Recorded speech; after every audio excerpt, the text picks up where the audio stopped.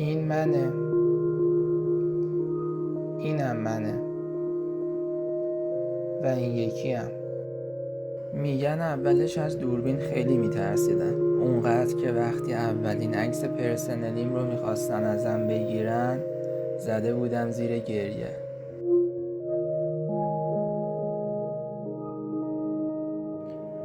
یه بار شد که برای چند ماه به آینه نگاه نکردم و کم کم تصویر خودم داشت یادم میرفت. بعد از یه مدتی فراموش کرده بودم که چه شکلیم.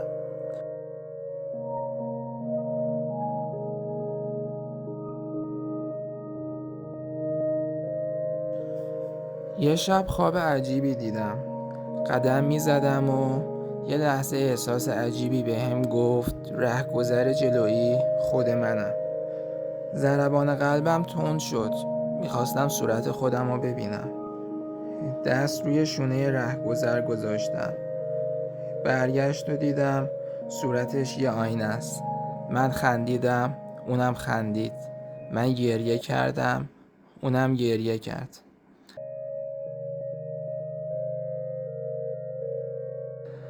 تا ابد همدیگر رو تقلید کردیم.